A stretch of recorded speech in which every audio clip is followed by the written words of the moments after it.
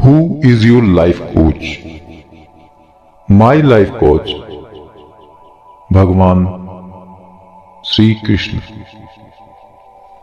भगवान श्री कृष्ण भारतीय संस्कृति और धर्म का एक अद्भुत प्रतीक है। गीता में भगवान श्री कृष्ण के उपदेश का वर्णन है, जिसमें मनुष्य को जीवन का कर्म, ध्यान, शांति, सत्य, योग और सफलता आदि के बारे में गहराई से जानने को मिलता है। उनके उपदेश और विचार सदियों से मानव को जीवन जीने की सही दिशा दिखा रहे हैं। फिर चाहे वो गीता का संदेश हो या उनके जीवन प्रेरणादायक किस्से, श्री कृष्ण के विचार आज भी प्रासंगिक है। गीता में भगवान श्री कृष्ण ने अपने शिष्य अर्जुन को कुरुक्षेत्र में न केवल ज्ञान की बातें बताई, बल्कि इसके साथ ही उन्होंने अर्जुन को जीवन जीने की कलाओं के बारे में भी बताया।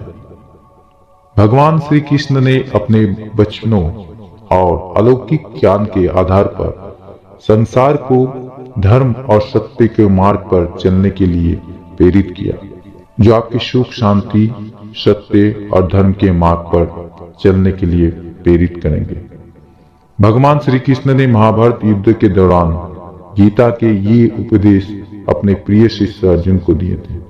गीता में दिए उपदेश आज भी उतने ही प्रासंगिक है और मनुष्य के जीवन जीने में सही राह दिखाते हैं। श्री कृष्ण के उपदेश हमें धर्म के मार्ग पर चलते हुए अच्छे कर्म करने की शिक्षा देते हैं। कर्म किए जाओ, फल की चिंता मत करो। आत्मा अमर है, इसलिए मरने की चिंता मत करो। इस संसार में कुछ भी स्थायी नहीं है। नरक के 3 द्वार है, काम, क्रोध और लोभ। मौन सबसे अच्छा उत्तर है किसी ऐसे व्यक्ति के लिए जो आपके शब्दों के महत्व नहीं देता। आत्मा का अंतिम लक्ष्य परमात्मा में मिल जाना होता है। धर्म केवल कर्म से होता है और कर्म के बिना धर्म के कोई परिभाषा नहीं है। अहंकार करने पर इंसान की प्रतिष्ठा, वंश, वैभव तीनों ही समाप्त हो जाते हैं। मैं सभी प्राणियों से हृदय में स्थिर आत्मा हूं। मैं सभी प्राणियों का आदि, मध्य और अंत भी हूं। सत्य कभी नष्ट नहीं हो सकता। अच्छा करने से नहीं डरना चाहिए। समय कभी नहीं रुकता। आज यदि बुरा चल रहा है तो कल अवश्य अच्छा आएगा। आप केवल निस्वार्थ भाव से कर्म कीजिए, केवल वही आपके हाथ में है। धर्म कर्म से होता है, कर्म के बिना धर्म का कोई परिभाषा नहीं है। मैं श्रेष्ठ हूं, ये आत्मविश्वास है, लेकिन सिर्फ मैं ही श्रेष्ठ हूं, ये अहंकार है। मैंने ही इस सृष्टि की रचना की थी और मैं ही इसका पालन पोषण भी करता हूं, और मैं ही इस सृष्टि का विनाश अर्थात अंत करता हूं। प्रेम सदैव माफी मांगना पसंद करता है और अहंकार सदैव माफी सुनना पसंद करता है।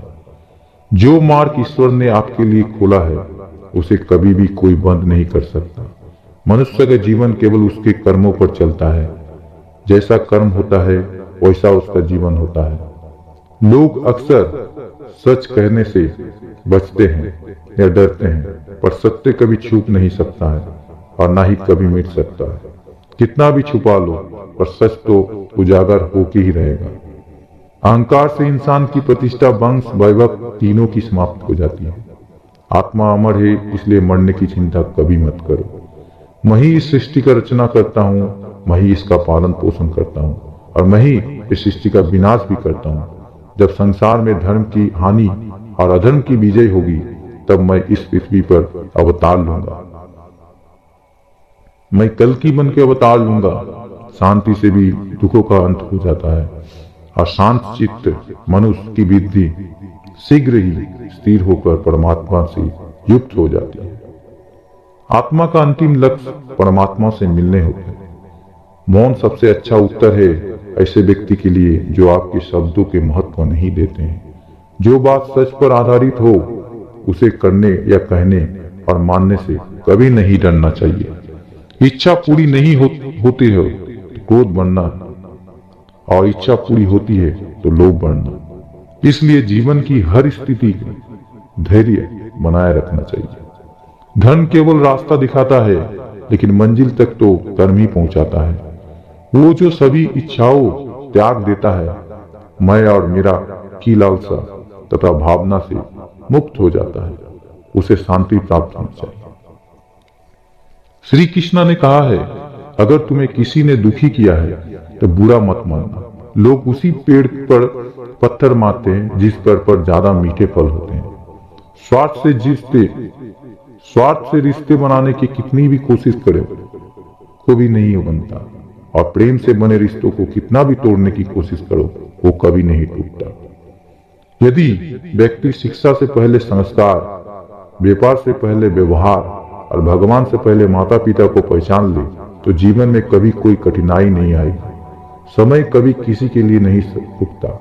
मनुष्य के अपने मन के बार बार समझना चाहिए कि ईश्वर के सिवा उसके कोई नहीं है।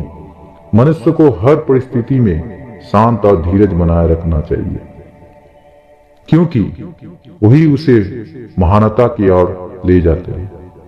जो अपने मन को माया मोह से दूर रखता है वही सच्चे सुख का अनुभव करता है। विषयों का चिंतन करने से विषयों का आसक्ति होती है, आसक्ति से इच्छा उत्पन्न होती है और इच्छा से क्रोध होता है और क्रोध से सम्मोहन और अविवेक उत्पन्न होता है।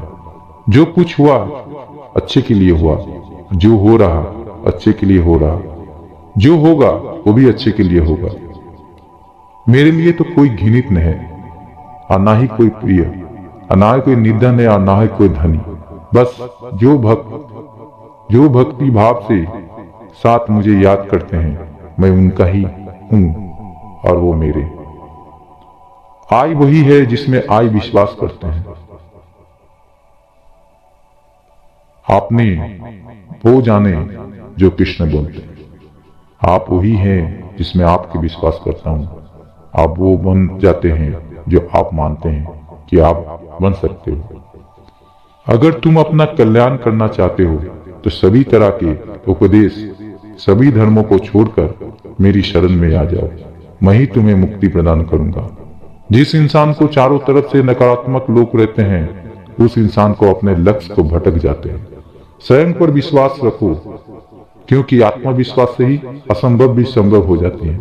इंद्रियों को अधीन होने से मनुष्य के जीवन में विकार और परेशानियां आती है। सुख का दुख का आना जाना सही गर्मी के आने जाने के जैसा होता है, इसलिए उन्हें सहन करना सीखना उचित है। निर्बलता अवश्य ईश्वर देते हैं, परंतु मर्यादा मनुष्य का सुख निर्माण करता है। जीवन में वाणी को संभव में रखना अनिवार्य है, क्योंकि वाणी से दिए हुए घाव कभी भर नहीं सकते। मनुष्य उसके लिए शोक करता है जो शोक करने के योग्य नहीं है, और फिर भी ज्ञान की बातें करते हैं। बुद्धिमान व्यक्ति ना जीवित और ना ही मृत व्यक्ति के लिए शोक करता है। मैं हमेशा तुम्हारे साथ और तुम्हारे आसपास रहता हूँ। जो हुआ अच्छा हुआ, जो होगा अच्छा होगा, स्वयं के मुझ पर छोड़ दो, अपने कर्म पर ध्यान दो। कर्म ऐसा जो सार्थक व्यापारी पारिवारिक हो। जीवन में समय चाहे जैसा भी हो, परिवार के साथ रहो। सुख हो तो बढ़ जाता है और दुख हो तो बढ़ जाता है।